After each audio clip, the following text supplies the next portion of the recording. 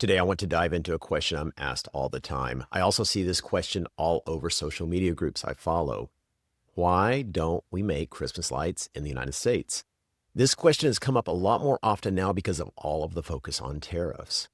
Of course, the current tariff situation is very fluid, so I'm not going to quote any specific rates because I do think the rates will drop substantially if they have not already by the time you're watching this video. I also want to clarify a misleading point you may be hearing from some high-level political folks. While it is true that some products previously coming out of China had zero tariffs, the vast majority of products did have tariffs prior to the current tariff surge. All of us in the industry remember 2018 when the tariff hikes, especially on Christmas lights, went from 8% to 33%, along with hundreds of other import product categories. So just to be clear, we have been paying tariffs for a long time. I've been importing for nearly 20 years, and tariffs have been a constant since the first shipment we ever brought in from another country. So don't believe the misleading information saying that we previously have not been applying tariffs to other countries. That is simply not true. Okay, so back to the question, why are we not making Christmas lights in the US? It's a fair question, especially with the current frustration around the tariffs and global supply chain. But the reality is Christmas lights haven't been mass-produced in the U.S. since the late 1970s. A few small-scale operations limped along into the 90s, but since then, no one's been able to make it work. There's a reason why. More than 40% of the components required for a single set of lights comes from other countries, China being the biggest player. So even if you tried to build a factory here, you're still importing critical parts, and with tariffs in place, those imports become very expensive. 2 years ago, I met the owner of the largest plug factory in the world. He's based in Cambodia. I refer to him as the godfather of the Christmas plug. We had tea together and chatted for a while, and I learned a lot about the challenges and investment it takes just to make plugs for Christmas lights. That's all he does at his factory. His plugs are on the majority of Christmas lights sold globally. Seeing this operation firsthand was eye-opening. The amount of equipment and precision it takes just to produce a simple male and female plug was staggering. Just one example, when you take a look inside a plug for a Christmas light set, you'll see a small brass wire crimper that holds the wires in place. This is such a small part of the overall light set. But in order to make that small component, it requires machines that cost more than $100,000 each. And that's just one very small component. That doesn't take into account all the other parts of the plug. Then beyond the plug, there's also the diodes, the lens, the base, the wire, the components for the rectifiers.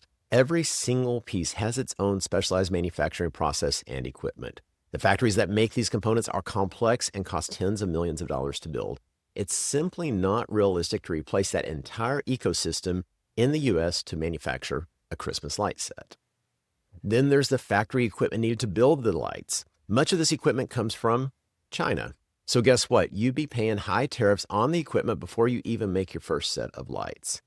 Now, if the tariffs were to become exempt on components that are being brought into the country for assembly at a factory here in the US, that would significantly help. But currently, that is not the case. And when tariffs go up, that actually makes it more difficult to manufacture the products here, since each of the components are more expensive to import. So we would be forced to either pay for the tariffs on all of the components or create factories for each of the dozens of components that go into making a single Christmas light set. Labor is another massive challenge. We're currently having most of our Christmas lights made in Cambodia. U.S. factory labor is 20 to 25 times more expensive than labor in Cambodia. So for every one American worker you employ, they could employ 20 or more Cambodia workers at the same cost. And on top of that, very few American workers are willing to do the repetitive, detailed hand assembly work for long hours. Finding factory workers that are willing to do these tedious tasks has been a constant challenge for U.S. factories for decades. Now, here's the biggest risk of all. Let's say we ignore all of that, or we're able to overcome those obstacles. We pour 2 to 3 years and tens of millions of dollars into building a U.S. Christmas light factory, as well as factories for all of the other components. What happens if a new administration rolls in and eliminates those tariffs overnight? Or the new administration is more favorable to world trade economics? Well, now we're stuck with a factory that simply can't compete with low-cost, low-tariff imports. The idea of American-made Christmas lights sounds great on paper, but when you actually break down the economics, the labor, the infrastructure, and the political uncertainty, it becomes clear why nobody has been able to do this in more than 30 years. Now, at some point, Christmas lights will be coming back to the U.S., but in order to make that happen, we need to have zero or low tariff components that can be imported, and then the final assembly would happen in the U.S.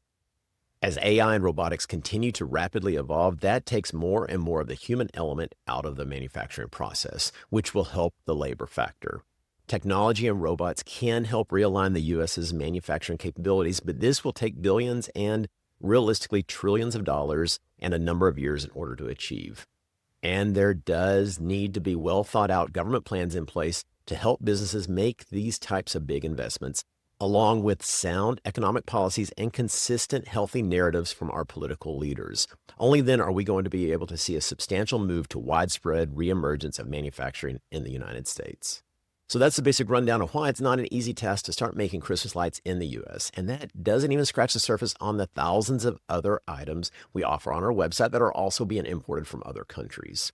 I know there is a lot of concern this year regarding the tariffs, the economy, and what all this means for our industry. We've weathered some rough storms throughout the years, and the Christmas industry has always held up well during those times. Let's keep on doing what we do best and keep spreading that Christmas magic. As always, I love hearing from all of you. Let's chat about how your business is looking and what we can do to help you have an amazing year.